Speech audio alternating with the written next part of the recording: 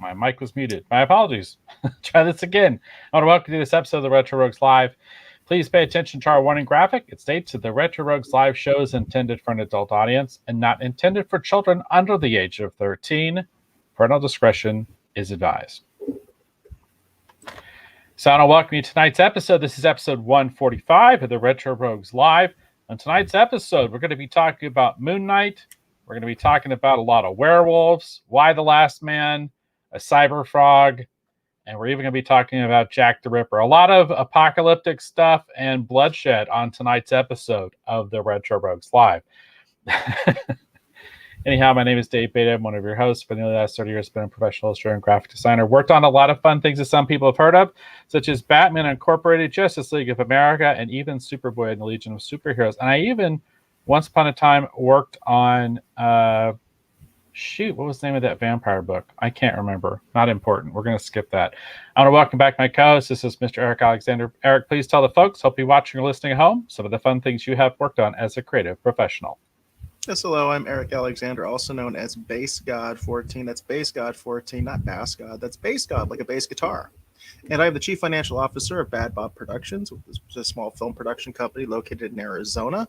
Currently, I am the executive producer on a film called Staycation, which is mostly wrapping up most of its actual in-studio principal photography and currently doing some more Zoom pickups as we speak. All right, very cool, very cool. All right, a lot of blood red graphics tonight because we're going to be talking about a lot of bloody supernatural creatures and things. So it should be a fun episode tonight. We do have a little bit of house business here right off the top. Try and make this really quick. I just want to announce there will be probably no Sunday episodes moving forward. Basically, I am buried in stuff, so we're probably not going to be doing the Sunday episodes for the next little while. Eric is going to attempt to do some stuff, actually, probably on Sunday. You said that, right, Eric? This Sunday, I will not. In fact, that was the original plan, that this Sunday we weren't really going to be doing anything anyway. And because of Dave's schedule, we've decided that the official Sunday show, that's the Rogues Retrospective show, that's where we usually do reviews of like vintage legacy type movies, TV shows, things like that. We're going to be kind of putting that on hiatus, at least for the to the undetermined future or whatever, until we feel like we can do it again. Dave's just too busy.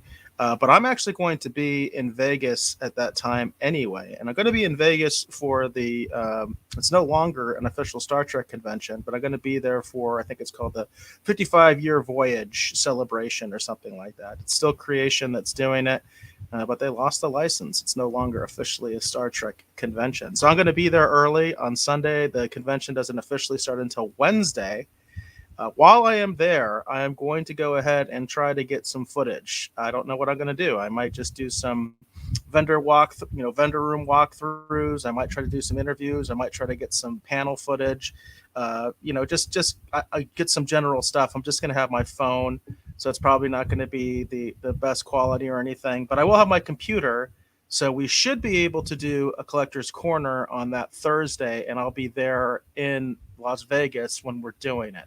And maybe I can get something special, maybe something from the vendor floor. Maybe I can even get an interview with somebody or something like that that's showing off their wares, something cool like that. So we'll see what we can do. So I'm going to be doing that throughout next week. While I'm there, I'll be leaving early Sunday. So basically Wednesday through Saturday, I'll be trying to get some footage there from off the floor. Yeah, maybe get something like that, like what Dave's showing there. There's actually, I know there's a vendor there quite often that has some really cool, some cool models like that, some cool, starships and things like that. So I'll see what I can do.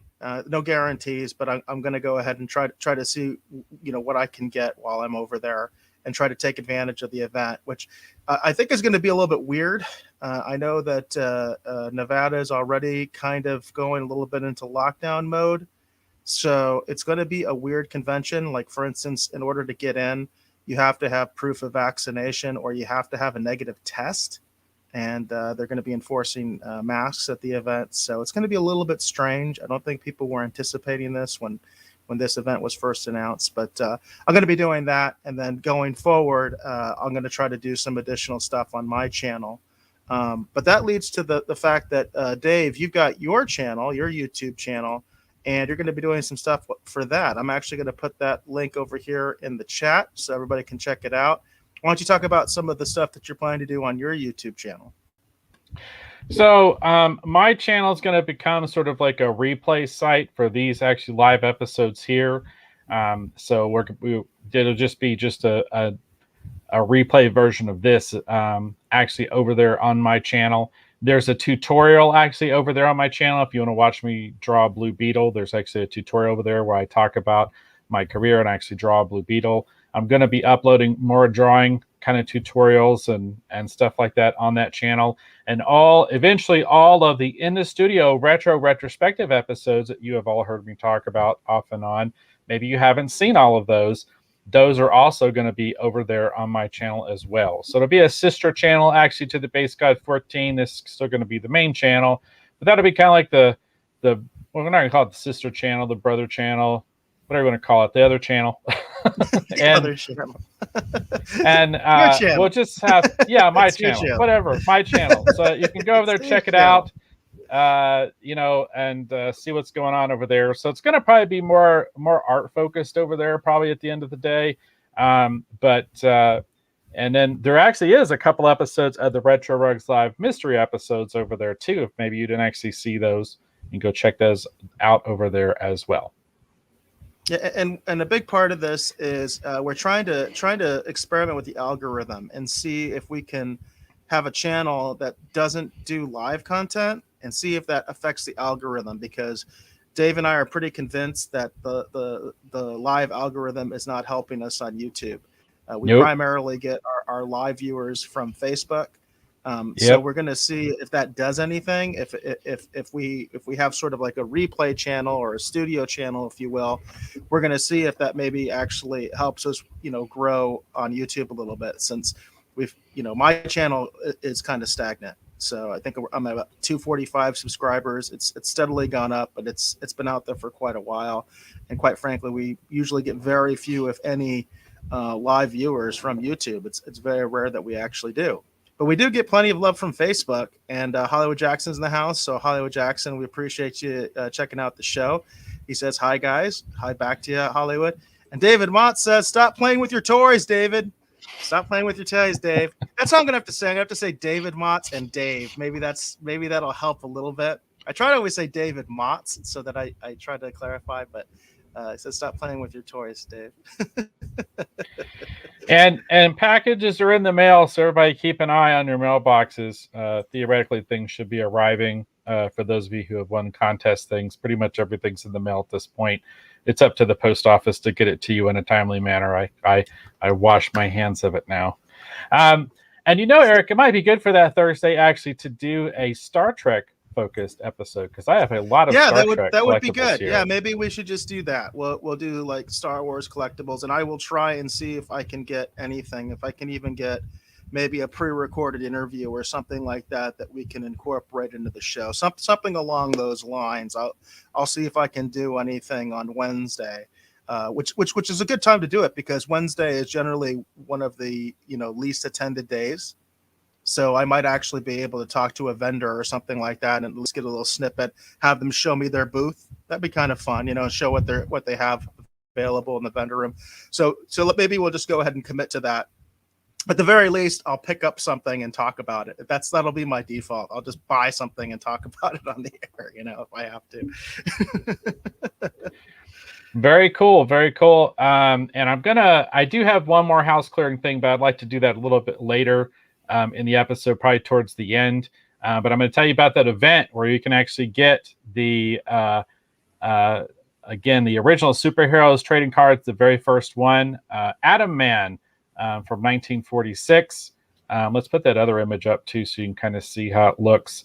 There is going to be a exclusive T-shirt that goes with this. It's produced by Kirby Tees. This is the first of the Kirby Tees original superheroes, celebrating a lot of those original public domain superheroes. Atom Man's going to be the first one.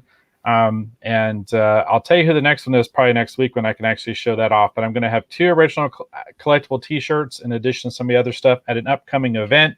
It's called the Fandom Mania in Prescott Valley on August 14th. But I'll talk more about that a little bit later in the episode so that we can actually get into our main topic. Yeah, that should be a fun event. I actually do wish I was able to go to that, but it's just a scheduling conflict, unfortunately. So yeah, cool. Any other house news we want to do here at the top, Eric? Or are we good to go ahead and get into our main topic? I think we covered it all. So I think we're ready to right. talk about some comic books here. All right, very cool. All right, so we are gonna step away from the world of trading cards for tonight's episode. We're gonna talk about comic books, and the reason we're gonna be talking about comic books is because of something I've been talking about for quite some time, but it is beginning to pick up steam as a rumor. And there's a lot of different places you probably might have heard this rumor, seen this rumor, or whatever. As far as I could tell, I picked this particular website just because it's an early one that ran this story. They might have actually been the one who might have actually broke this. So again, it is rumor. I don't know how true it is or isn't. But the reason I want to talk about it as a pop culture news story and lead into the collectibles is because it leans into something I think is going to happen on the Moon Knight Disney Plus series. And I think it's important to keep this in mind, irregardless about this rumor. So this is coming from the Cosmic Circus. This did actually break a couple days ago. This says this is exclusive. This was by Lizzie Hill. It says exclusive Werewolf by Night to be a Disney Plus series, working title and filming date revealed. I've seen a lot of different people run with this, which is why I think there might be some validity to it. But again, it's important to remember this is just rumor, okay? But it says a few weeks ago, it was revealed that director Kevin Smith, he's surfacing again, was told by Jeff Loeb that he could not use Werewolf by Night for his since scrapped Howard the Duck Hulu series due to the fact that Marvel will be using the character elsewhere. I can exclusively report that Werewolf by Night will be a Disney Plus series filming under the working title Buzzcut. The production company for Werewolf by Night is Natural History Productions, LLC. This series will begin filming next February. Werewolf by Night has previously been rumored to be in Moon Knight. Given that we already have characters spawning off of the MCU films and shows getting their own series, it seems very possible we could see the character in Moon Knight first, but there are only rumors about that so far. So I had already theorized that it only makes sense that Jack Russell, the Werewolf by Night, appear in the Moon Knight series anyway. So if you want to check this out against Cosmic Circus, if you want to go to this website and actually, read more about this article, I think at this point we're pretty much done with this. And the main reason I wanted to talk about this and lead into the collectibles is because Werewolf by Night and Moon Knight have quite the history. Okay, Moon Knight debuted in Werewolf by Night, so I have a couple comics I'm going to show, and I'm going to set up why I picked tonight's selection. So this is my copy of Werewolf by Night. This is 33. This is Moon Knight's second appearance. This is a CGC graded version. It is only a 3.0, but still, this is the second appearance of Moon Knight. You can see him battling Jack Russell, the Werewolf by Night, on the cover. This is his second appearance. This is a fairly pricey book, even in a low grade. This is Werewolf by Night 37. This is actually Moon Knight's third appearance. But it's kind of like a hallucination. So a lot of people say this doesn't really count as a true Moon Knight appearance because it's mostly a hallucination. But a lot of people consider this to be Moon Knight's third appearance. But again, you can see both of these are Werewolf by Night books. And Werewolf by Night and Moon Knight share a lot of history. So that is going to lean into tonight's picks. We're going to start off here on the top with Moon Knight 29. So this book is a great cover by Bill Sienkiewicz, a truly, truly great classic, iconic cover. This is from 1980, and for all intents and purposes, this is Werewolf by Night versus Moon Knight round 2, as far as I could tell. So this is based on what I could tell so far on my research. This is the second time that Werewolf by Night and Moon Knight actually fought in the comics. This is an early key book for Moon Knight. And because of its direct relation actually to Moon Knight and Werewolf by Night, if you want to try and play into this Marvel bump, this is a really, really great book to get your hands on. Plus, it is an absolute iconic cover. This is my copy here. I intend to get graded. This is a beautiful, beautiful looking book. The artwork in it by Bill Sienkiewicz is absolutely incredible. It is a fun story. And it's just absolute killer book. So this is going to be one of the ones that we're recommending for tonight. I have updated my usual policy when I do recommendations. I try to keep them to $20 or less. I'm doing $20 to $30 because you can get this one anywhere from about $15 to about $30 and up. But if you keep your eye out, you can probably get a pretty good deal on this one. What do you think about this pick, Eric? So is that ungraded or is that graded? That's ungraded. Ungraded. Okay. Ungraded. Yeah, we talk about the Marvel bump quite a bit on this show, and there's always that possibility. And what's interesting is sometimes it doesn't even have to happen. That's how the Marvel bump can work sometimes. The hype machine alone can move the price of these books. I mean, that's just the reality of it. And that's the thing that's really interesting about this one. I think this one could be a really, really good get, especially if you can find a decent quality copy of this one raw and then potentially get it graded. Like, I think this could be a really interesting play. Also, too, if you're a Moon Knight fan, this is a really, really great book to have in your collection if you don't have it already. And like I said, as far as I could tell, this is Werewolf by Night versus Moon Knight round 2. This is the next time that they battle. Originally, they fought in Werewolf by Night's title. The second time they fight is in Moon Knight's title. So this is a really, really interesting key book in my mind. If you want to play into the Marvel bump, if you want to get in the speculation game, if you're excited about the possibility of Werewolf by Night in the Moon Knight series, I think this is a really, really good one. And it leads directly into actually the next pick for tonight's episode 2. And it's actually the next issue in the story. And it's actually going to be Moon Knight number 30. Now, you can see my copy right here. I'm intending to get graded at some point. This is another really cool Bill Sienkiewicz cover. Again, the artwork in this is absolutely incredible. This is just a great, great book. Again, this one's a little bit more than the one before. I don't know if it's because Moon Knight's on the cover, but you could see like this would be a really neat book to get graded to have in your collection. But again, $30 give or take, might be able to find a decent copy even for less. If you want to get into the speculation game, if you want to do some kind of, we'll call it venturing into Moon Knight territory, if you like werewolves, the kind of the more darker supernatural side of the MCU, I do feel like Moon Knight is going to be our introduction into sort of that darker edge of the MCU. I feel like Moon Knight is going to lead us into Punisher. I feel like Moon Knight is going to lead us into the Werewolf by Night, Jack Russell. I feel like all of this is eventually leading us to Blade. And that's the thing. I think all of this is leading us to Blade. And it's a really interesting way to do this with Moon Knight. What do you think about this pick, Eric? I really like the cover. I do like the cover on this one. It's very dynamic. It's eye-catching. I do like the cover quite a bit on this one. And these are two just really great looking books just in general to have in your collection. So, and these are great, great Moon Knight books. Very iconic covers in my mind by Bill Sienkiewicz. And highly, highly, highly recommend them. And again, if you're excited about Moon Knight, if you're excited by Werewolf by Night, if you like the Disney Plus stuff, if you're excited about this journey into the darker side of the MCU, I feel like Moon Knight might be our entry point into this. Time will tell. Again, the Werewolf by Night thing's a rumor, but it would only make sense for Jack Russell to show up in Moon Knight because of their connection. These characters are linked at the hip, kind of. And I've said for a long time that I felt like Ethan Hawke might even be playing Jack Russell.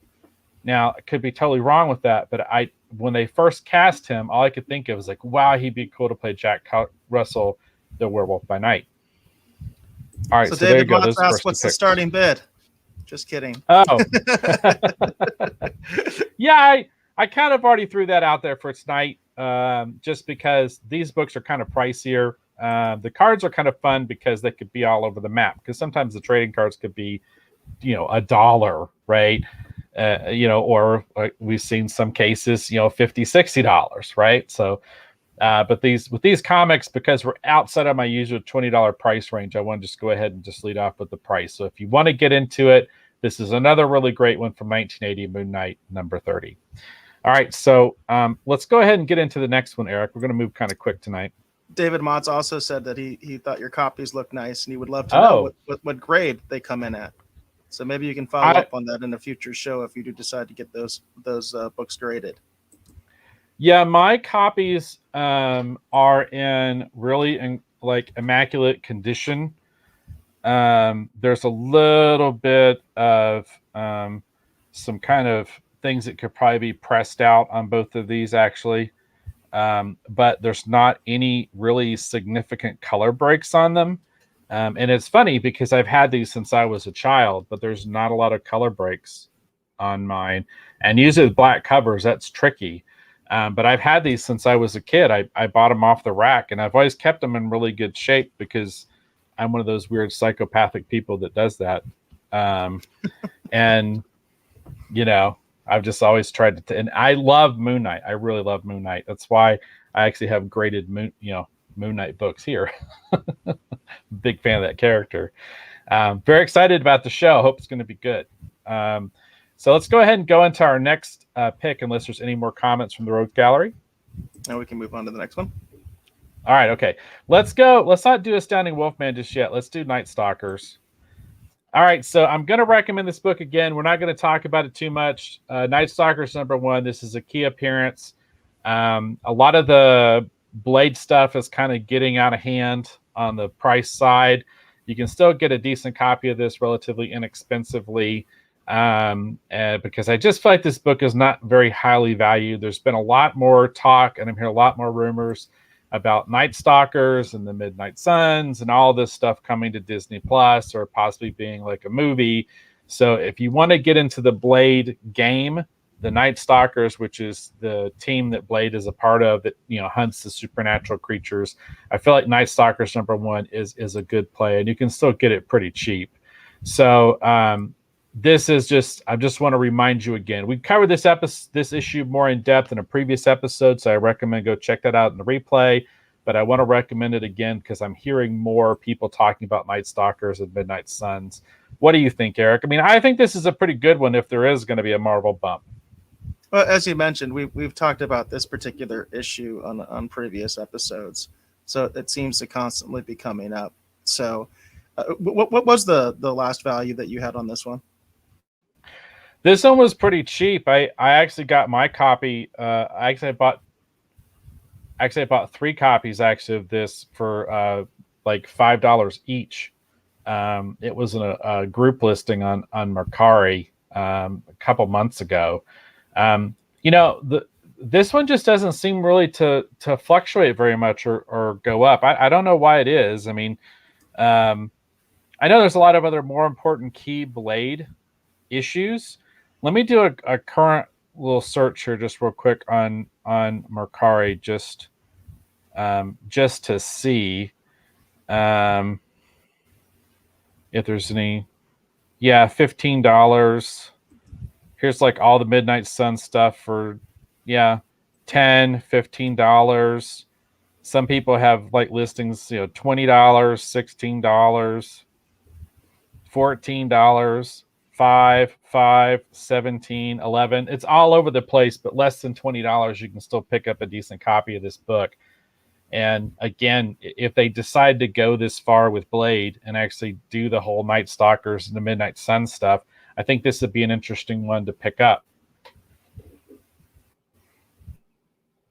All right. Yeah, very cool. All right. Unless there's any comments from Rogues Gallery, let's go ahead and go to our last one. This is an interesting book. This has actually been showing up on other people's lists the last few days, and it's kind of a surprise. I enjoyed Robert Kirkman's Astounding Wolfman series. I really like the artwork by Jason Howard. This is actually my copy right here. I got this during Free Comic Book Day back in 2007. It was free. And I really liked it. And so I ended up continuing on with the series and actually read the entire Astounding Wolfman series. And I really, really liked it.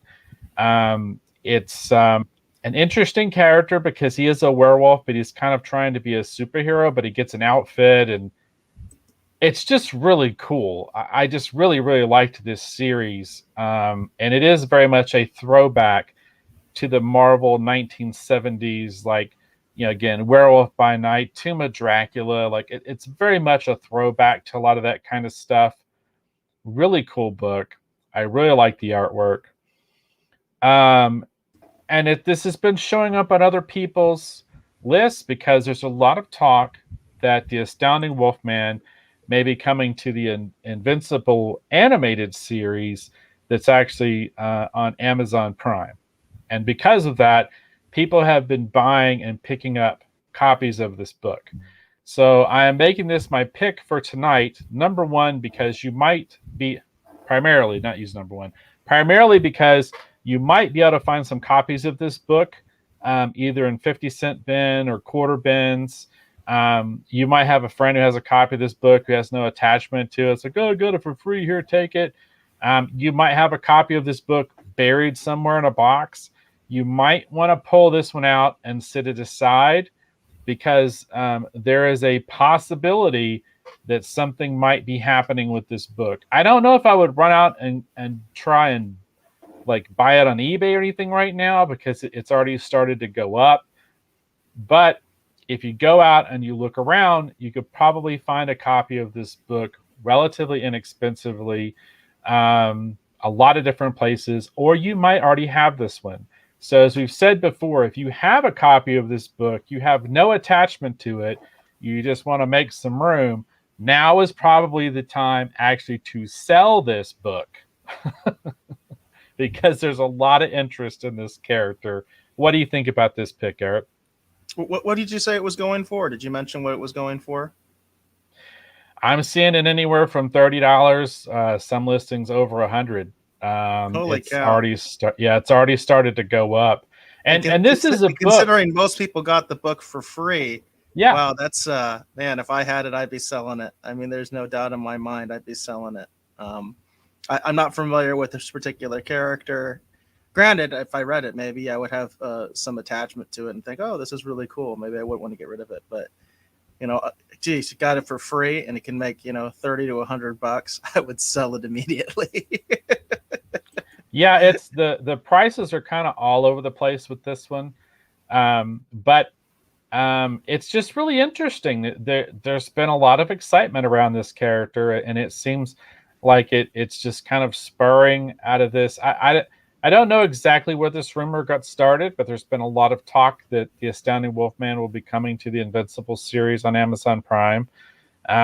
It's a really, really cool character. I think of all the characters that Robert Kirkman has created, this is one of the ones that speaks to me the most. And I think it's because of my love of, like I was showing off, a lot of these older, Marvel books like Werewolf by Night. Like it speaks to me. And so I remember I was kind of looking forward to it, and I got a copy of it for free, and I really liked the series. It was very well written. It had a lot of interesting twists and turns, and I just was like, wow, this is a really cool series. So I read the whole thing. I bought it in singles. I don't have a trade of it because I read it all in singles as it was coming out. And it was one of the more exciting series that I have read in recent memories. For me personally, now, your mileage may vary differently. Those of you out there in the YouTube land, Twitter sphere, whatever. But for me, I really enjoyed it. And so I just found it really interesting that there's a lot of excitement. So if you have a copy of this book in your collection, you think you have a copy sitting around somewhere, pull it out, sit it aside. This one might be worth grading here down the road. But in the short term, if you do have a copy of it, you don't care about it, now is the time to sell this book, I think, while the excitement is really kind of interesting and while people are hunting for it. So what I'm saying is, unless you can get it for cheap, now's not the time to buy it, but now is probably a good time to sell it. Yeah, it's really interesting how the hype machine works, because we talk about the Marvel bump all the time. We don't necessarily talk about Image or some of these other properties. So it is interesting how the hype machine can certainly affect various comic book prices. We talk about it on the show all the time. David Mott says, I sold it for $5, and I thought it would be the highest price I would ever get. I guess I was wrong. David Motz, to me, that, I'd be like, $5 for a free book. That's awesome. So I can totally relate to that.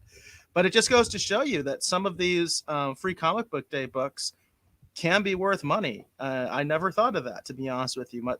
I always look at those free comic book day books as just something nice to have. It's interesting to think that they could actually be worth some money someday. So I definitely have held on to mine. I've got quite a few, and my kids have quite a few. So I have to take a look at them and see what we got. Yeah, you need to go through those, Eric, and see if you have a copy of Umbrella Academy, because Umbrella Academy also started with a free comic book day book, and that's a pretty pricey one too. So search and see if you have a copy of Umbrella Academy, because that's another one that was a free comic day. There's a Spider-Man book that peaked for a little while too, that was the first appearance of Jackpot as well. So sometimes the free comic book day books, depending upon what happens, the debut of a character, first appearance of the character, just like with other things, they can spike and they can increase in value. So definitely check them out. So again, too, we've never talked about Umbrella Academy, but if you have a bunch of free comic book day books you've collected over the years, go through there, search and see if you also have a copy of Umbrella Academy and set that aside, because that's another one you might want to take a little bit more better care of right now. Just like this one, Astounding Wolfman. If it turns out he actually does come to an animated form, this one's probably going to just keep potentially going up. It's a really cool character. I think if people meet this interesting version of a superhero Wolfman, I think they'll really like it. I loved this series when it was originally coming out. Yeah, this is actually a good segue into what I want to talk about. So some of you folks may be aware that recently they came out with a trailer. In fact, it came out today, as I understand it, for Y the Last Man. Now, Dave is not a Y the Last Man fan, so I do want to qualify that. So, he never really got into it, but I did, and I did watch the trailer. Here's an article referencing it. It's from Gizmodo. And the title reads, "Why the Last Man's first trailer is finally here." It says, the long-awaited adaptation of Brian K. Vaughan and Pia Guerrera's post-apocalyptic DC comic series arrives on FX on Hulu next month. I do think it's kind of interesting. Obviously, FX is, technically, is a Fox network. And Fox Network still exists. Fox Studios doesn't exist anymore, but Fox. I think it's interesting that this is on Hulu, because those of you that are familiar with Hulu know that is actually a Disney company now. In fact, that's the streaming. I have the actual bundle where I have Disney Plus, Hulu, and ESPN Plus all together. So I thought it was interesting that this, it's technically a Vertigo property. I think it's interesting Gizmodo refers to it as a DC property, but I guess same thing is the way they look at it. But this didn't end up on HBO Max. It's going to be on Hulu. And what's interesting is happening. I have heard so many false starts for Y the Last Man as a television show that I thought it was pretty much a dead property. But I will say this, in the times we're living in, it makes perfect sense that they would make this into a show, because it's a show where basically all the men are dead except for, one guy, essentially. That's the premise of it, and I'm not giving anything away. That's in the trailer. Basically, all the men are dead except there's this one crazy survivor, and his wacky adventures with his little monkey there that you can see in the picture that I have set up there. So we often talk about the bump that the media will have, on books, and unfortunately, I didn't. This is kind of breaking news, so I didn't have my actual comic books ready to go. But what I do have to reference is a ton of graphic novels here. So you can see here, I've got book 2, book 3, book 4, book 5. I don't have book 6, at least not in this collection here, and then it skips to book 7. But I've got a ton of the graphic novels. Now, the graphic novels, and I checked. In fact, I have a screen here to show you folks as far as what's going on with these books right now. Graphic novels don't seem to have much of an afterlife, if you will. Dave, I'm curious what your experience is on that. Would you say that that's kind of the case? You know, that it seems like graphic novels don't seem to really necessarily go up in value, certainly not as much as the individual, you know, like monthly type books. No, they typically don't. But in all honesty, though, it really depends upon the property too. It's not a hard and fast rule that they don't always do well. Typically, they do not, but that's not always the case. And then there are certain places, like if you can't find it and you have to, you know, like usually sometimes with certain things, I can't find it anywhere else. And sometimes I end up having to go to Mile High Comics and buy it from Mile High. Mile High is usually a little bit more expensive than everyone else. Apologies if anyone from Mile High watches this. I quite like the service. Don't take that the wrong way. I'm just saying that Mile High is typically a little bit more expensive than everyone else. But usually Mile High has a greater selection of everything too. So Mile High, a lot of times with their trade paperbacks, they may have it, and it's usually definitely marked up. I think one of the issues is that trade paperbacks tend to not go out of print. That you tend to be able to order them. Like if you go to Barnes and Noble, I was even looking at some of these books. You can still order most of the graphic novels at Barnes and Noble, but the actual comics, the monthly version, the floppies, however you want to refer to them, they've been out of print for a while, and you should see some of these numbers. So right over here, we've got a listing for Why the Last Man #1, graded as a 9.8. So it's graded for $2,400. That's $2,400. Now, whether they get that amount, I don't know. But you've got another listing right next to it for $800. That's a 9.6.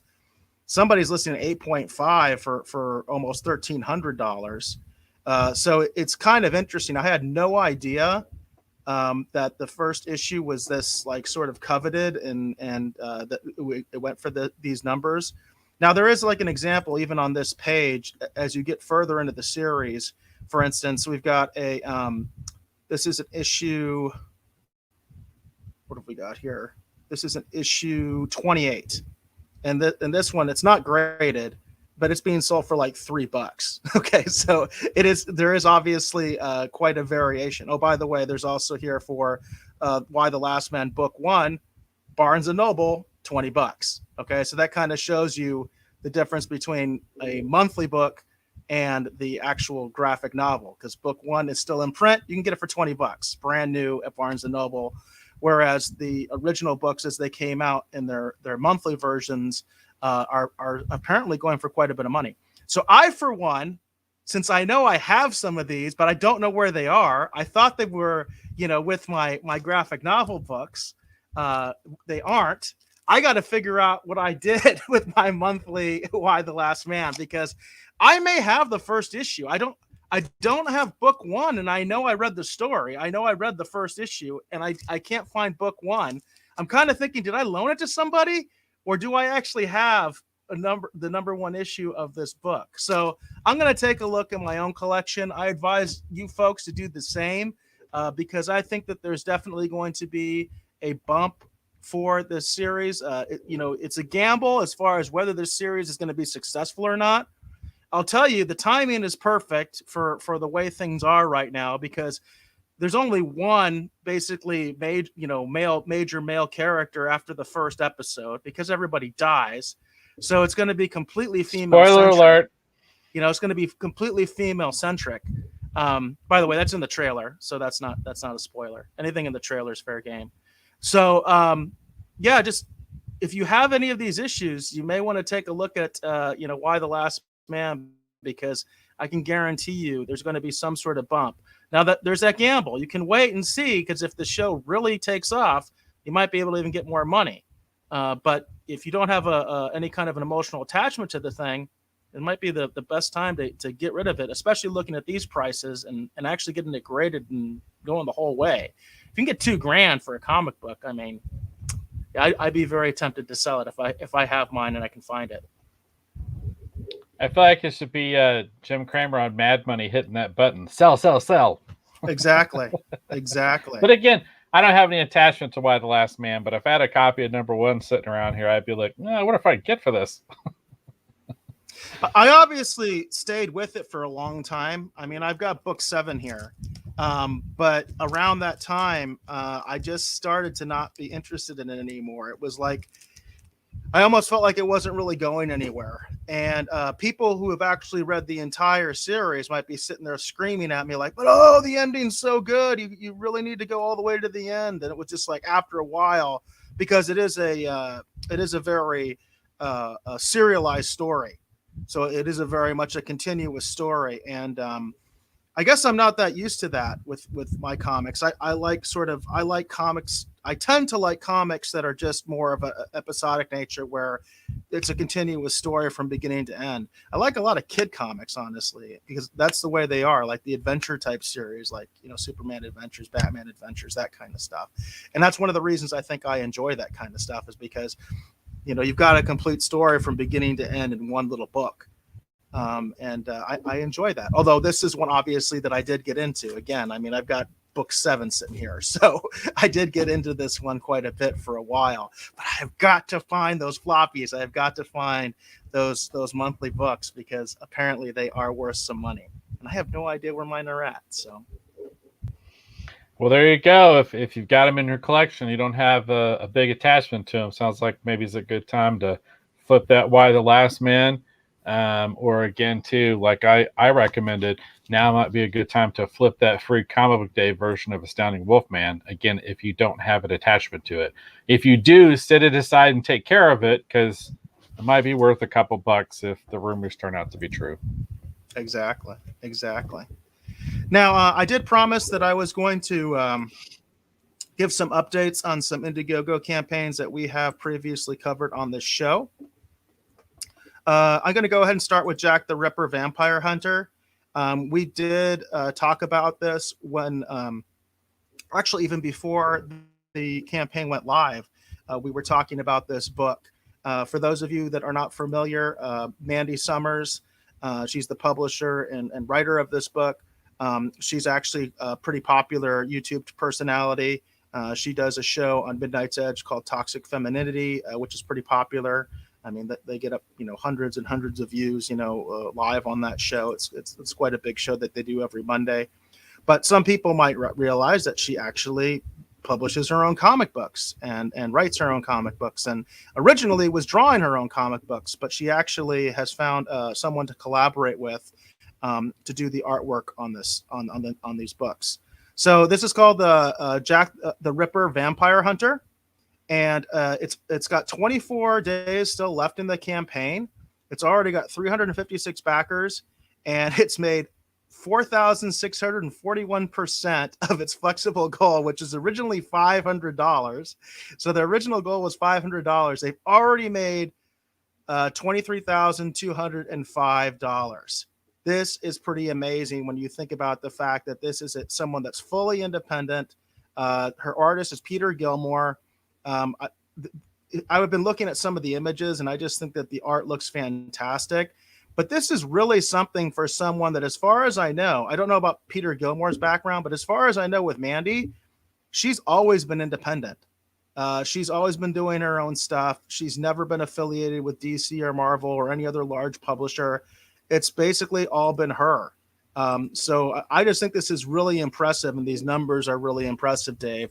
I'm curious what you think about this. As far as, I mean, this is a campaign whose goal was $500, and they are at, again, $23,205 right now.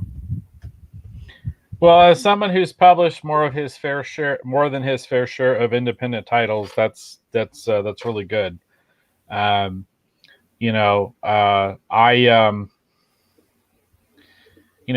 We usually sell out of Red Skirts whenever we take it to a convention, but I don't.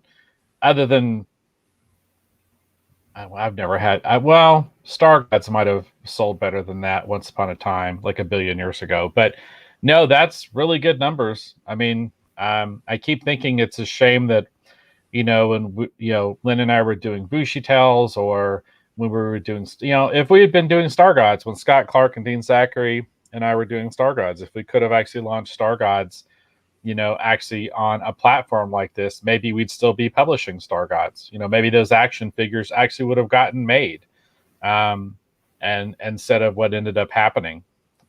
So that's really cool. I mean, it's got to be really neat, a neat feeling to be able to create something and have it do incredibly well. Yeah, that's all I got to say. It must be a nice feeling. So this is one that I do plan to back myself, in particular because this is, like, as far as I know, completely indie. Again, I'm not 100% sure about Peter's background, Peter Gilmore, the artist, or Mandy for that matter. But as far as I know, especially with Mandy, she's basically been doing this stuff on her own and creating her own brand. And I think that's awesome. And I love the artwork that Peter's come up with here. I do interact with Peter and to some extent Mandy on Twitter. And they're always like really cool, when I say something and they actually answer back. They're actually like, hey, thank you and stuff like that. Because one of the things I hate about Twitter is so often everybody amplifies the negative.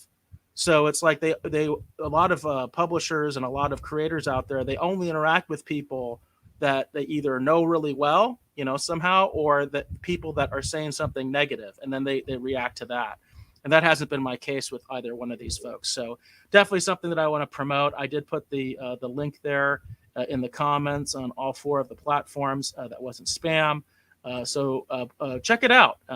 If you want things to change in media, you have got to support independent projects.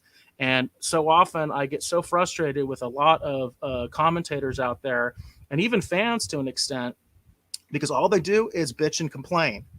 And they don't put any of their own work out there. They don't put themselves out there. And this is a case of someone doing that and being richly rewarded, and deservedly so, because they're putting themselves out there and actually putting out a project and actually doing it instead of just complaining over and over again. Oh, I hate He-Man, or I hate this, or I hate that. They're still saying that, by the way. You can watch, Mandy's show, and she's still complaining about a lot of that stuff. But she's actually doing something. She's actually producing something. And myself, as a producer, I know what that means. I know how hard that is, and I just applaud their efforts. And Dave, you were talking about action figures. So the other update that I have is for Cyberfrog, and of course this is definitely. And I just lost the link. Give me 1 second here. This is definitely one of those people that it's kind of like you either love them or you hate them. There isn't a whole lot of in between when it comes to Ethan. When it comes to the stuff that he's been doing, he definitely is one of those people that is controversial. And let me get the. Let me get the link back up here. My apologies. I had the link all ready to go, folks, and then I accidentally took it down when I was bringing down the other link. I accidentally brought it back down, and I'm having a little difficulty getting it back up. Just 1 second here of indulgence. I apologize. So I did want to talk about Cyberfrog. Because this one is possibly even more impressive because we're not talking about an independent comic, which is fairly common. If you go on Indiegogo or Kickstarter, you're going to see quite a few independent comic books and also quite a few successful campaigns. To their credit, there's a lot of successful campaigns, but this kind of takes things to another level, in my opinion. We talked about this previously when they were first starting. This is the first wave of Cyberfrog action figures from Ethan Van Sciver. Am I pronouncing that right, Dave? Is it Shiver or Shiver? Or am I pronouncing his last name correctly? It's Ethan Van Sciver. There we go, Ethan Van Sciver. So and it correct me if I'm wrong, Dave, but both of you did work at DC around the same time, correct? You and Ethan? Yes, Ethan and I were working at DC at about the same time. Ethan there was there actually before me, and then he was there probably a little after my tenure kind of ended. My tenure ended kind of abruptly and suddenly though. But yeah, Ethan was there Well, for that was the a little case with bit longer. Ethan as well. So Yeah. this is the founding of Comicsgate. Whether you love it, you hate it, or you're indifferent to it, he is a controversial figure. I'm not gonna pull punches on that one. But this campaign's goal was $400,000, so almost $500,000. So as of today, they are at $467,193. So they have made it. These things are going to be made. And I think that this is really an amazing project. I think at this point, doing any kind of toy based on an independent comic book, which is what this is, although quite frankly, All Caps Comics is getting to the point where it may be beyond independent. All Caps Comics is doing so well that he might actually become a contender as far as publishing. And again, love him or hate him, totally understand Lynn Workman. If you don't like him, you say I'll never give EVS another penny. Lynn, I'm sure you have your reasons. He's a controversial guy, but you know what? I'm not going to deny success. And this guy, again, there are so many people out there that complain and complain and complain, and this guy complains too. If you ever watch his show, he complains about Star Wars. He complains about a lot of stuff. Okay.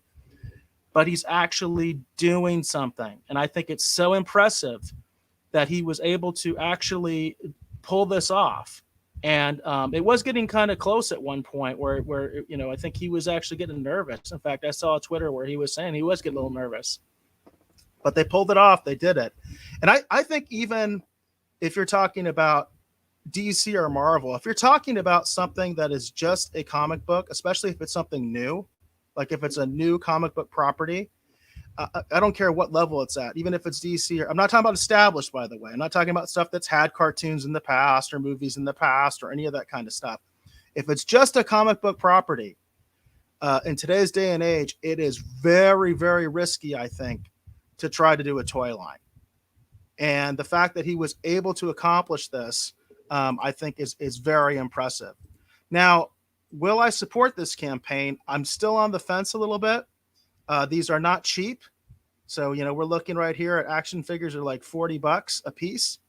And I am not familiar with the book. Like I haven't read it or anything like that. So I don't have any sort of, I won't put any sort of, I don't have any emotional attachment to it or anything like that. But I am going to put the link out there because, again, I think you have to be the change you want to see. And I want to see more people doing independent stuff. And if I don't support it in some way, then I'm a hypocrite. And I'm not going to be that guy. So I don't know if you have any thoughts, Dave, about this particular project. We have talked a little bit about it in the past, but I do think this is pretty remarkable because you just don't see a lot of stuff like this when it comes to like independent action figures. Yeah, I mean, it's impressive that they were able to hit these goals. It's one of those things. Ethan probably won't remember me, but I have met Ethan on several occasions on the con circuit, the convention circuit. I just refer to it as the con circuit. Ethan was always very nice and pleasant and cordial with me. But I know that he is definitely a controversial figure for a lot of people. You have to, again, you choose whether or not you want to support something, but I do find his success he's been able to have with this interesting and inspiring. I see a lot of people doing really well with crowdfunding campaigns, and it makes me wonder, talking about Marvel, what if this, what if that, to that point, I was going to, if I can actually get this to upload, I was going to put this up on the stream here just real quick, Eric, if you'll permit me. A billion years ago, Len Workman actually took these pictures. Scott Clark, Dean Zachary, and myself created this series called Star Gods, and we had this action figure raw that all of us worked on and designed. At the time, it had really, interesting, revolutionary articulation. Scott and I spent a lot of time like cutting apart toys and dolls and looking at how they were constructed, and we managed to put together this action figure for Raw. Some people might recognize Raw. He got a lot of coverage many years ago, and we had a lot of orders for this action figure, and this whole deal fell apart basically because our publisher at the time made, in my personal opinion, some unwise decisions and basically caused the entire studio to collapse basically overnight. But seeing the success that Ethan has had actually with Cyberfrog, it makes me, wonder what if we had attempted to launch this original property with what's available now and today.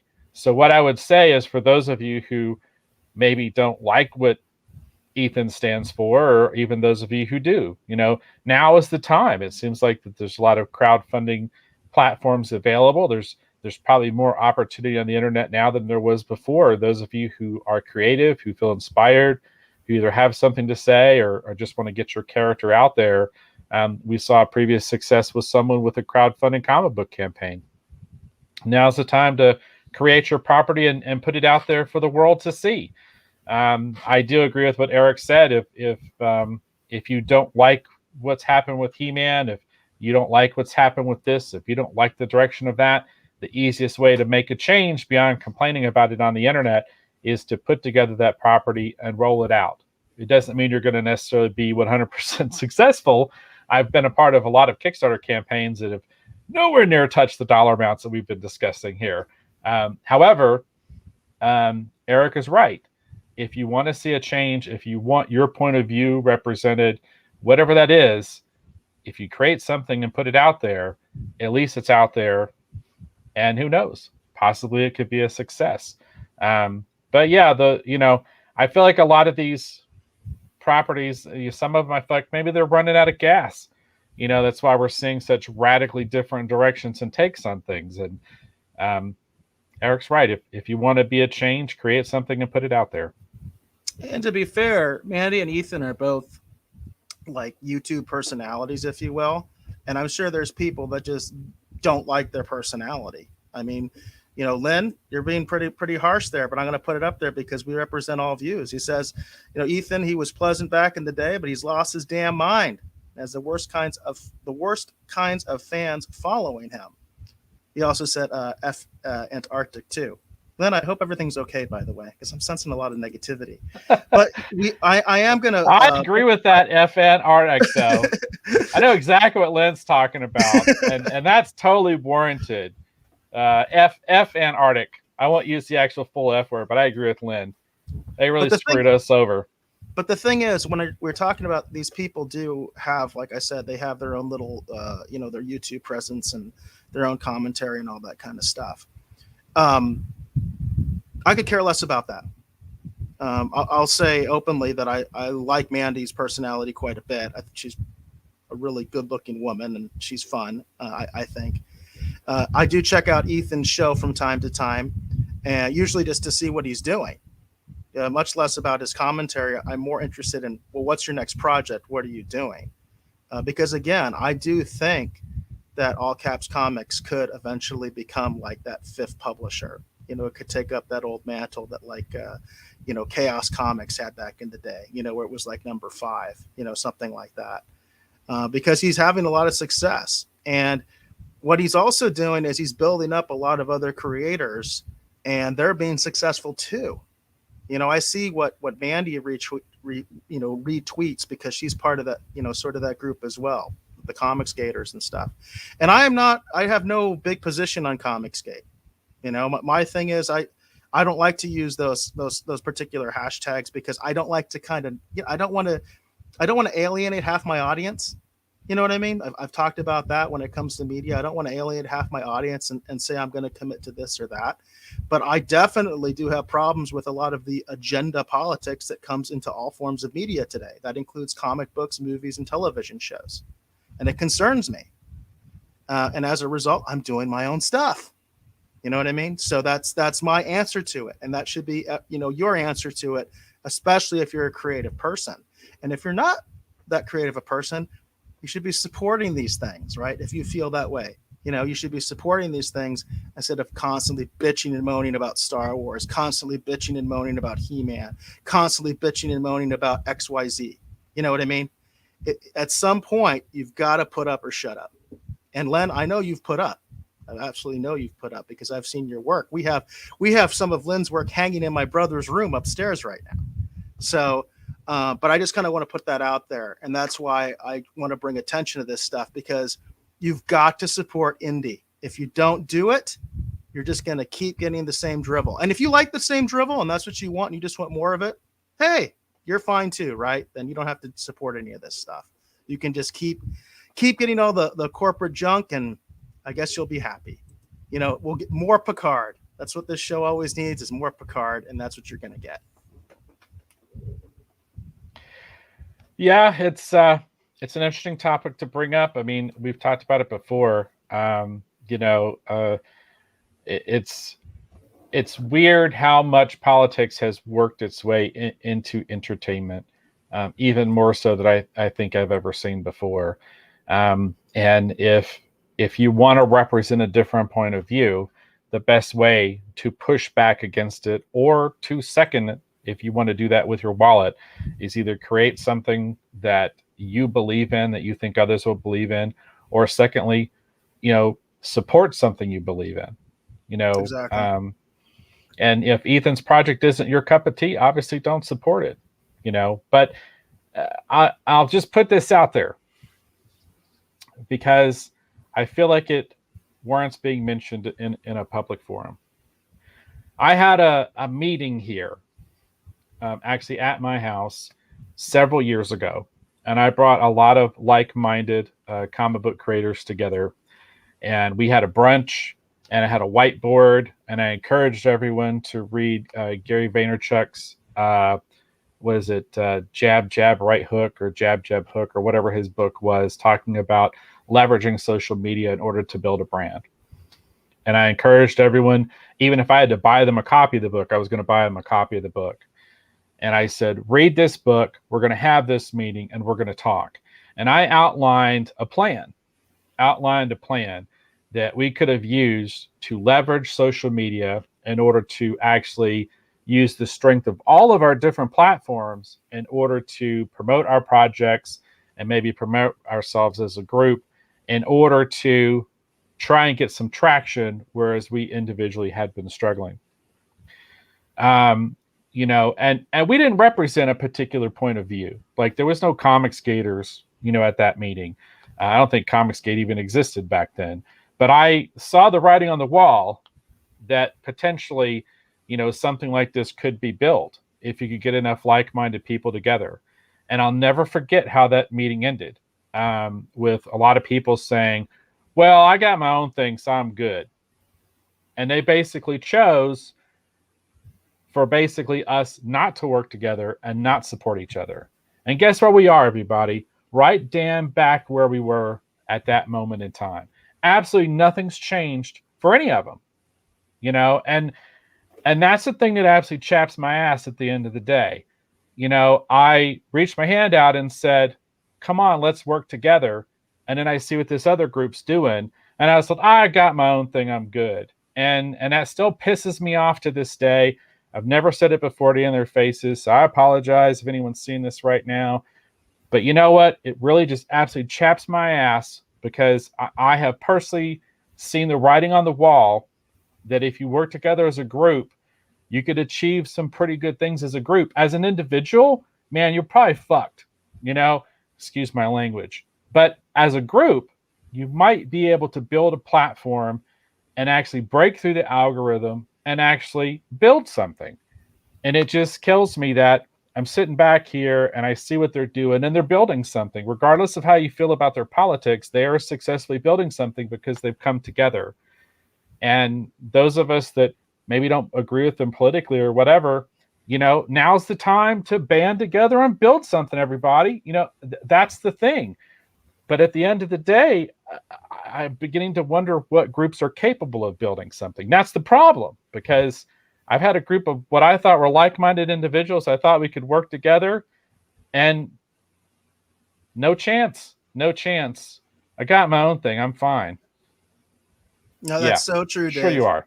I had a similar experience back in the day when I was doing the Arizona Comic Book Association. So I feel your pain. And I remember talking to creators who had a similar experience that you did. And I remember specifically Brian Polito telling me, you're a better man than I, because he's like, I tried to do something very similar and nobody was interested.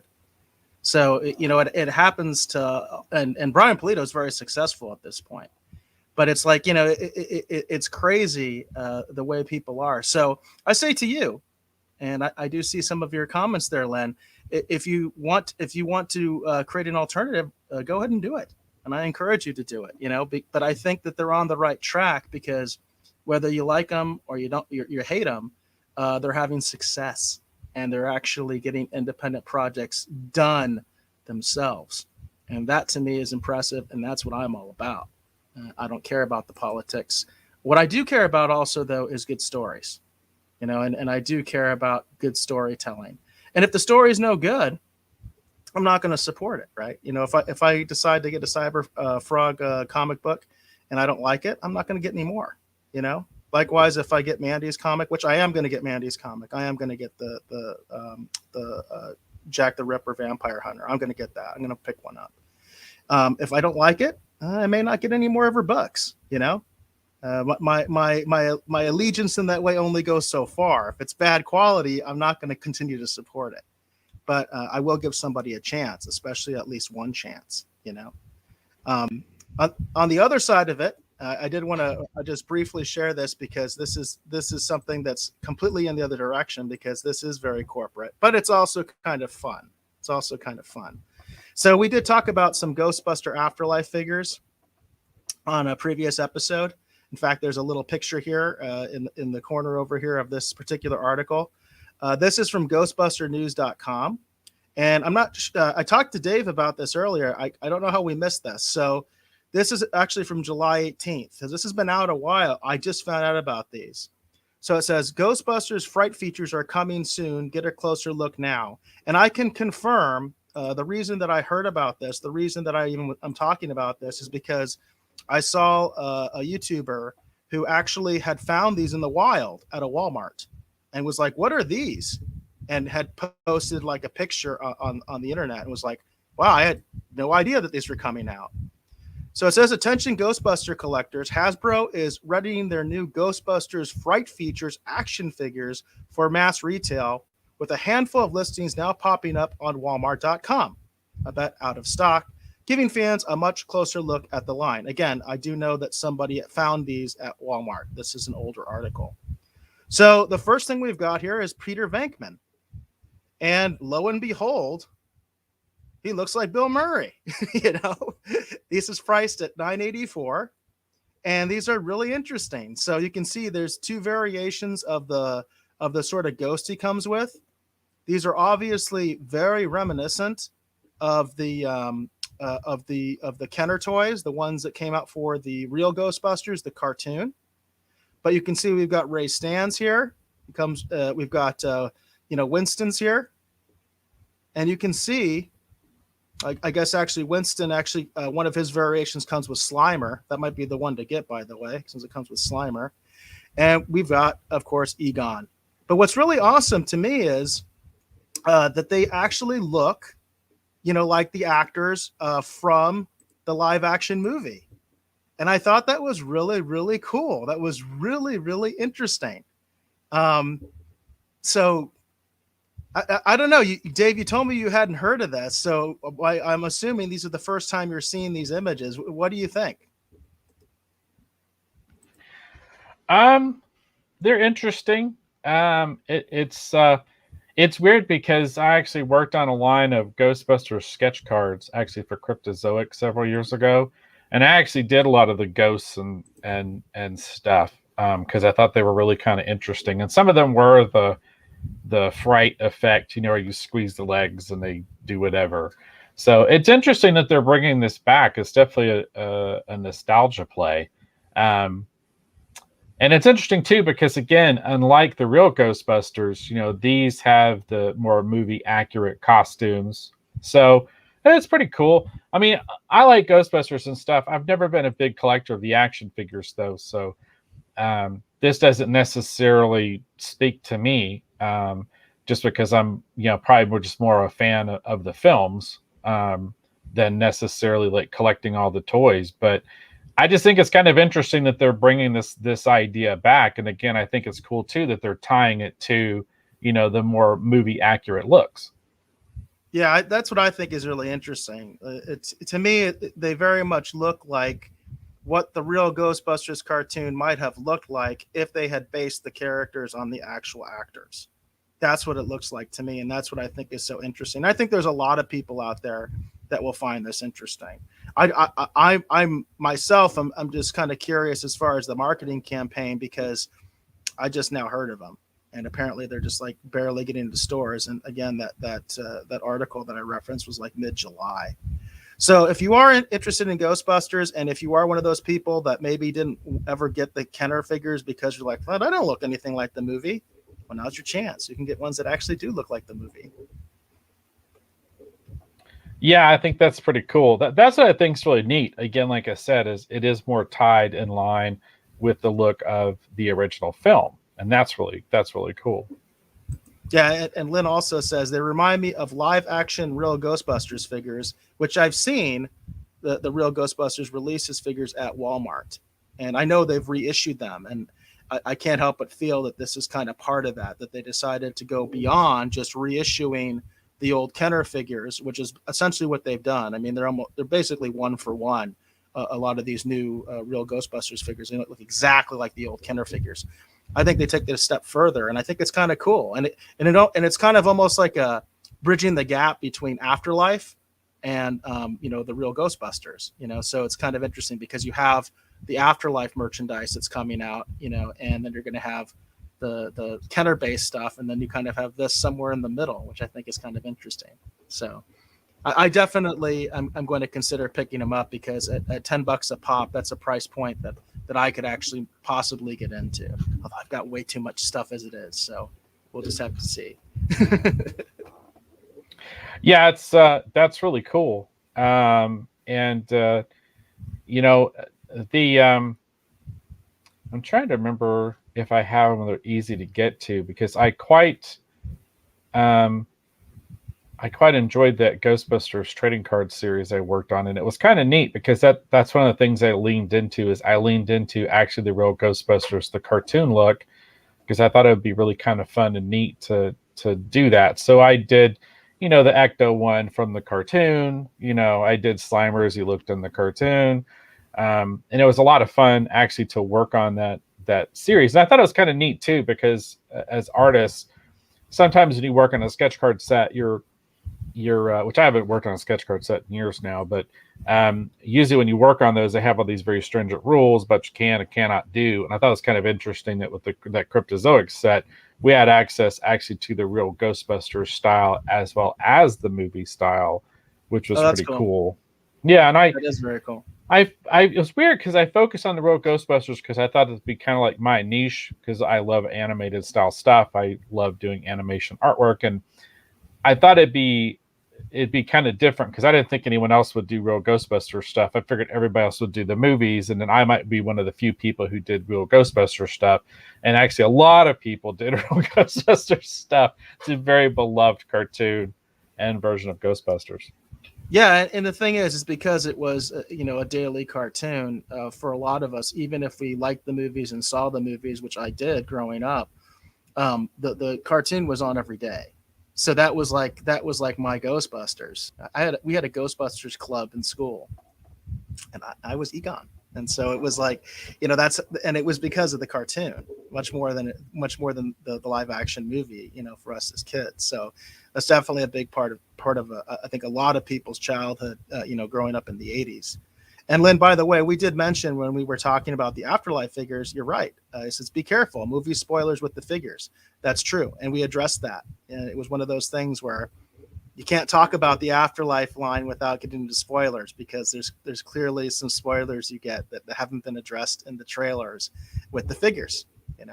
We showed the image just now. They just seeing them, you're going to get a little bit spoiled as far as the Afterlife figures. And then Lynn also mentions, he says, I would have dug working on that Ghostbuster one, doing a Zorro one right now. That would be cool. So you're doing some Zorro trading cards, Lynn? That's pretty cool. That's something that I definitely grew up with as well. Actually, the main iteration of Zorro that I grew up with was the Family Channel TV series. I don't know if you ever saw that one, Dave, but that's what I grew up with, watching quite a bit. Yeah, I've loved Zorro pretty much the whole life. I've actually done costumes actually as Zorro. And it's interesting too, because I've worked on a Zorro set too, but it was weird, Lynn, because they specifically asked me to, it was weird when I was working with Scott. It was half a second of time where some reason I was associated as being like one of those bad girl, good girl artists or something for like half a second. I don't know where the hell that came from. And people were asking me to primarily focus on female versions of characters. So they wanted me primarily to just draw the female version of Zorro. So I did that, and Lady Rawhide and female version of Zorro. I did a couple actually of the way the female version of Zorro looked actually in Zorro and His Fighting Legion, actually movie serials back in the day. So, and then I also found this too. Let me put this up here on the screen real quick. I did actually find this. These are some of the sketch cards I actually did for the Ghostbusters set for Cryptozoic. Again, you could tell I very much leaned into the real Ghostbusters look. With the Ecto-1 and Egon with Slimer, and because I thought it'd be kind of fun to do that. So that was how my Ghostbusters cards looked, just since we were talking about it. So yeah, very, very cool. Well, I definitely like those. They look like they came out really well. Cool. And then Lynn does mention that he says, I got to draw Tracy sketch cards from the live action Filmation series for a horror art set. And then he also goes on to say, drawing some Zorro, the Gay Blade cards for this set. So that's very cool, Lynn. And by the way, Lynn, if you have a link or anything like that, please feel free to share it. And, I'll share it in the on the screen or in the chat. So if you do have anything that, to show us where people can get your work, please let us know. We'd love to promote you on the show. So. Well, and I'll just say, Lynn does have lynnworkman.com, and you can get, I know Lynn sold stuff on there before, and I know, I think Comic Seller actually carries a lot of his stuff too. But yeah, definitely check it out. Lynn is just an incredibly talented artist. Eric was talking about create your own thing and put it out there. Lynn and I actually did a comic series called Bushy Tales that I feel like now is far in the past, but we did collaborate on a great, at least in my mind anyway, a great kind of how to describe it. Well, it's for a female samurai sent on a quest by Hachiman, the Japanese god of war. I'll never forget that log line because I said it so much at conventions. But sort of a post-apocalyptic samurai series. And Lynn painted some absolutely beautiful covers, and just it was a lot of fun to work on that. Even though there were times where we were both stressed beyond our wildest imagination, and had things done, worked out better, maybe we'd still be doing Bushy Tales to this day. We had a lot of grand plans for it. Yeah, it's a fun series. I definitely remember, and I have some copies of the books here as well. So, yeah, cool stuff. Very, very cool stuff. And then Lynn says, yeah, sell everything through the cellar in Bartlett, Tennessee these days. So is it just the cellar, Lynn? I can't. I've been to the place more than let me see. Maybe they've got Let's get here on Google here real quick and do seller Bartlett. Okay, let's see if they've got a website. Here we go. All right, here we go. Let me copy that. So it looks like the seller, they actually do have a website here real quick. So this is their website over here. Again, they're in Bartlett, Tennessee. So you could probably, they got an about page right here. So you could probably contact them. I know Lynn posts a lot of images, actually. I'm going to post the link here. This is not spam for those people who are interested. These would be the people that you would contact to purchase some of Lynn's stuff. So let's put that in the chat. There you go. That is not spam. I put that out on purpose there for everyone who wants to check it out. I might have just sent it twice by accident because that's how goofy my computer is. But anyhow, that's where you would want to go to check it out. I know Lynn's got sketch covers and sketch cards and stuff over there, so definitely check it out. Really, really great stuff. And Lynn's a tremendous artist and really deserves for people to support what he's doing. If I had a comic book company, Lynn would, well, even with Kirby Tees, if I had the money, he would totally be a part of my art staff because Lynn is an incredibly talented designer and artist, and I've loved his work ever since I first saw it. Like, it seems like a lifetime ago now. Yeah, he does some great stuff. Like I said, we've got some of his artwork hanging up in this house. So. I do too. I've got a giant painting by him hanging right back here. Actually, over there. Right over there. Very, very cool. Very, very cool. All right, very cool. All right. Do we have any other comments from Rogues Guy we want to cover, or do we think that we're probably good for this episode? I think we are good to go. All right, very cool. Again, there'll possibly not be a Sunday episode, and moving forward, there's probably not going to be any Sunday episodes while I attempt to get through all the things that I'm currently dealing with. I told Eric I needed to do something because basically I've been working the equivalent of 4 jobs, and I can't keep it up anymore, and something had to go.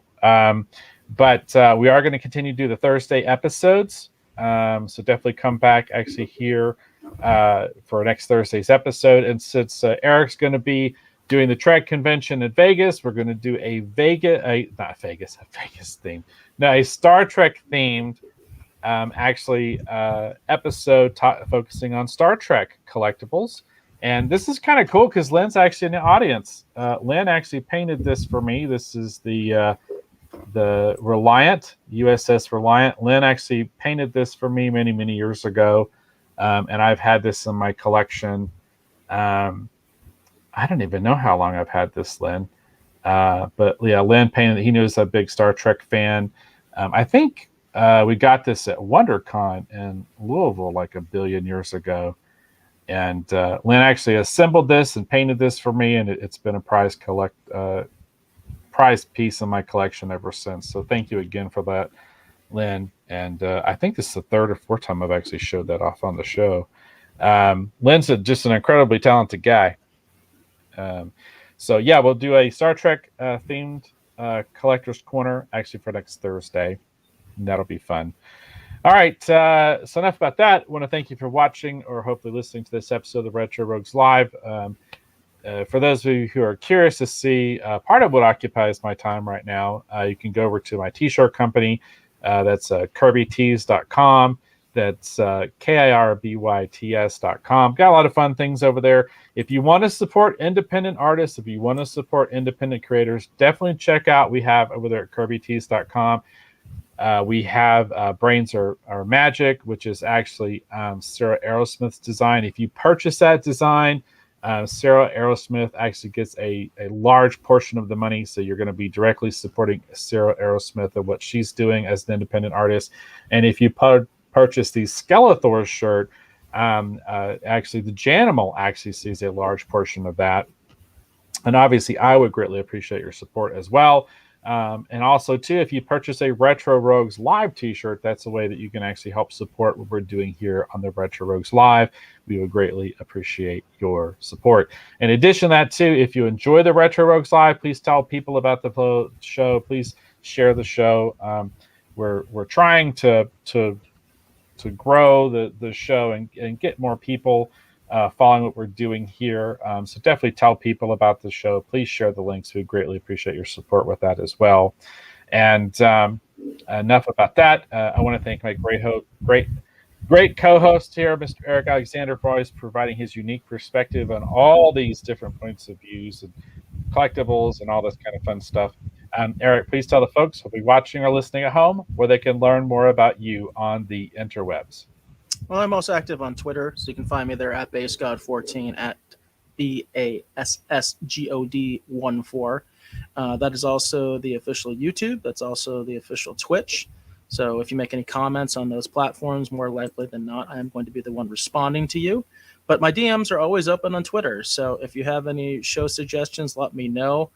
We are going through some format changes, so I'm probably going to be doing some stuff on my own. So if you have any suggestions, you want me to review something or stuff like that, just let me know. And I'll get working on it and see what we can do. And if you have any special requests for the Star Trek Vegas, if you see something online, you're like, hey, Eric, why don't you cover this? Because I'm really interested in this particular panel, or I'm really interested in this particular thing that I heard was being sold there or something like that. Let me know, and I will do my best to check it out while I'm over there in Las Vegas. And Dave, you had another thing you want to talk about real quick? I did. Sorry, just because I plugged it here just real quick. This is the event I'm going to be doing Saturday, August 14th. This is the actual website. This is going to be at the Findlay Toyota Center in Prescott Valley, Arizona. They're still kind of putting this together. So far, the Fandomania event is going to go on, and it is going to go through. Obviously, if something changes, we're going to let you know. But if you want to come and check that out, that's the event I'm going to be at. And then again, too, that's going to be the event I'm going to be unveiling the Atom Man stuff. So that's going to be where you would go to get one of these Kirby T's original superhero trading cards. Atom Man's going to be one of them, and I'm going to have another one available, and then a t-shirt that actually goes with it. So you purchase a t-shirt, and you also get the limited edition trading card to actually go with it. So I just wanted to plug that because I've been doing a horrible job of telling you when and where it is. It is the Fandomania, Findlay Toyota Center, Prescott Valley, Arizona, on Saturday, August 14th. Yeah, and I can say I've been to Prescott Valley many times, and I totally wish I was going to that event. In some ways, I almost wish I was going to it more than I'm going to Vegas because, like I said, it already seems like they're doing some shutdown shenanigans in Nevada. So I'm not sure how this is going to go, to be honest with you. But very fun place, Prescott Valley, that entire area. So I totally recommend folks to go check that out for sure. And Dave, maybe you can get some nice pictures, or maybe you can, do something out there, maybe interview somebody or something like that, and add some added content for the show on Thursday. So we'll just have to see. Yeah, I usually do that. Whenever I do an event, I'll typically just take my phone around and usually at least get some audio, and definitely do that. And then Lynn is saying, is that the same day as Free Comic Day? I think it is, Lynn. I think it is. Interesting. I didn't even realize that Free Comic Book Day was back. So I did not know that. Yeah, I think it is. I could be wrong, but I think it is the same time because someone was asking me about it. I was like, well, no, that weekend I'm doing this event instead. So irregardless, if it is or isn't Free Comic Day, I'm going to be doing that event. I'm probably not doing a Free Comic Day event. I'm just going to be doing that. So if that is Free Comic Day, that's where you're going to find me. If it's not, okay. David Mott says, yes, David thank Mott you, David concurs. Thank you. Interesting. I didn't even know that. That's interesting. I should try to see if I could go to a comic book shop in Vegas while I'm up there. That would be kind of neat. That would be kind of cool. Maybe I can do that. Maybe I can find a comic book shop to go over to in Vegas. That'd be kind of neat. I can recommend two off the top of my head, either Alternate Reality or Maximum Comics, one of the two. Yeah, maybe I'll check one of those out. Which of the two is closer to the strip?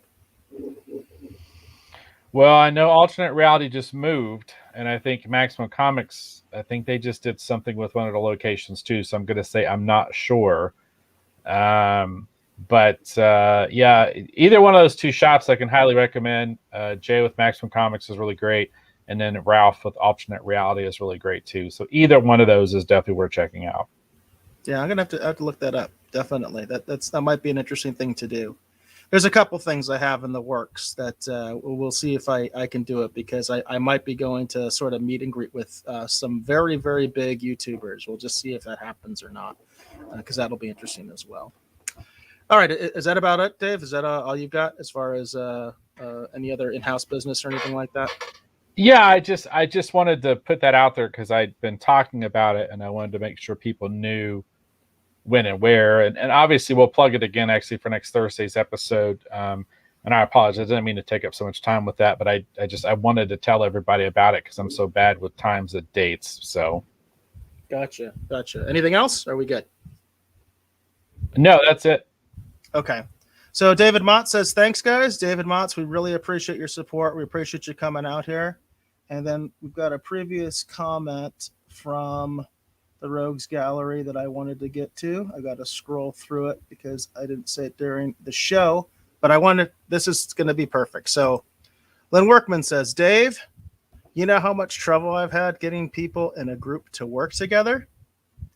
I can herd my actual cats easier than I can other artists. And with that, I am definitely leaving Lynn Workman with the last word.